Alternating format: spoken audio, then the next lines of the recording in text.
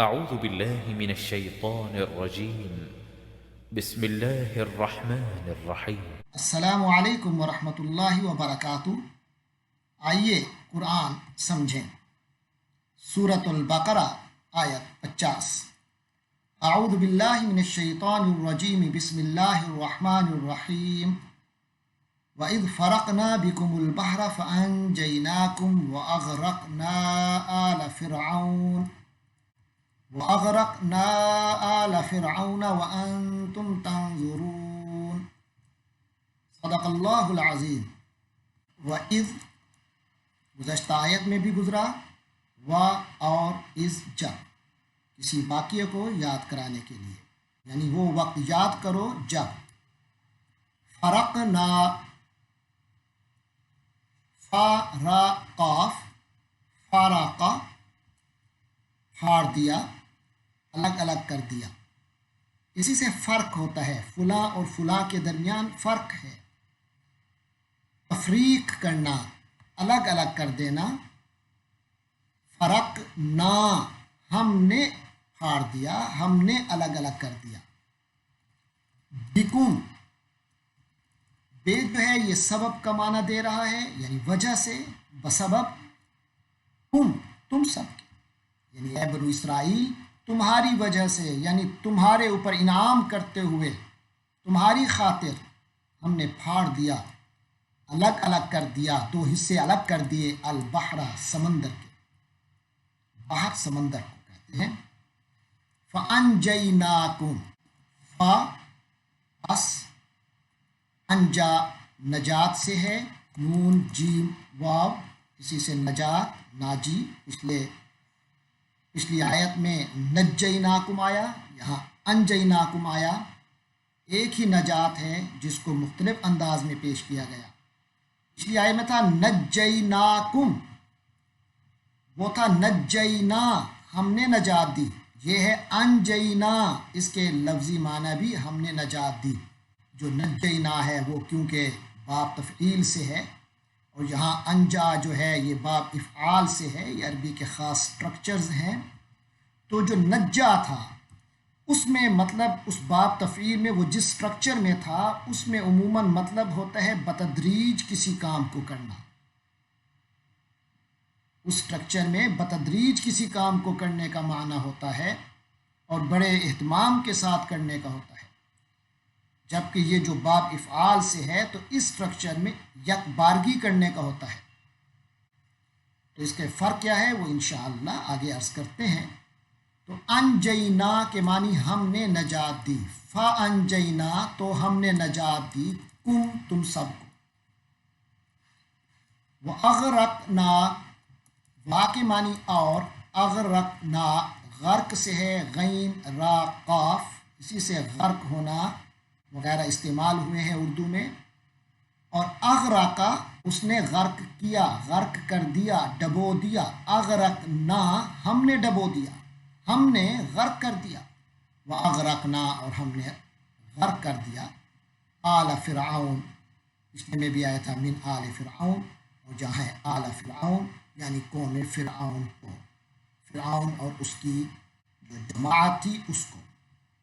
وَأَنْتُمْ، واو حالیہ ہے، یعنی حال یہ تھا، صورتحال یہ تھی کہ انتم، تم سب لوگ، تنظرون، نظرن سے ہے، نظرن کے معنی دیکھنا، اور فعل مضارع ہے، ینظرو وہ دیکھتا ہے، پیچھے ماضی آ رہا ہے تو یہ فعل مضارع جو ہے یہ ماضی استمراری کے معنی میں چلا جائے گا۔ تو تنظرو تم دیکھتے تھے، وانون سے جمع ہو گیا، تم سب دیکھتے تھے، دیکھ رہے تھے، وانتم تنظرون، جبکہ تم سب دیکھ رہے تھے۔ گزشتہ آیت میں آپ کو یاد ہوگا کہ اللہ تبارک و تعالی نے بنو اسرائیل کو اپنی یہ نعمت یاد دلائی کہ تم جو مصر میں رہتے تھے، وہاں کا بادشاہ فرعون تمہارے اوپر ظلم و ستم کرتا تھا، تمہیں ذلیل کرتا تھا، تمہاری رسوائی کا سامان کرتا تھا، تمہارے بچوں کو قتل کر دیتا، ذبح کر دیتا، اور تمہاری عورتوں کو اپنے مفادات کی خاطر زندہ رکھتا۔ تو یہ جو تمہارے اوپر ذلت و رسوائی مسلط تھی، اللہ نے اس سے تمہیں نجات دی۔ تو جیسے پہلے عرض کیا کہ وہاں نجیناکم تھا، تو یعنی اس میں یہ معنی ہو سکتا ہے کہ بتدریج آہستہ آہستہ اللہ نے تمہیں اس سے نجات دی، مختلف ایشوز آتے رہے اور اللہ اس سے تمہیں نجات دیتا رہا۔ یہاں کیونکہ صرف ایک ہی معاملے کی نجات کا ذکر ہے تو اس لیے نجینا کی جگہ انجینا آیا ہے، واللہ اعلم بالصواب۔ بہرحال آج کی آیت ہے، اس کو ہم نے 4 حصوں میں تقسیم کیا ہے۔ پہلا یہ ہے کہ وَإِذْ فَرَقْنَا بِكُمُ الْبَحْرَ، یعنی یاد کرو اس وقت کو جب ہم نے تمہاری وجہ سے، تمہاری خاطر یعنی بنو اسرائیل کی خاطر، جو لوگ حضور پاک صلی اللہ علیہ وسلم کے دور میں موجود تھے اور اس وقت سن رہے تھے، وہ تو خود نہیں تھے، لیکن مراد یہ ہے کہ تم اس واقعے کو باقاعدہ لوگوں کو سناتے ہو، تم فخر کرتے ہو، اپنا ایک خاندانی اسے اعزاز سمجھتے ہو، تو لہٰذا اس کو اسی انداز میں ذکر کیا جیسے تم خود ہو، جیسے اس واقعے کو تم اپنی ہی عظمت، اپنے خود اپنی ذات کی عظمت کے طور پہ بیان کرتے ہو، تو وہ بھی پھر بالواسطہ تمہارے ہی اوپر تھی۔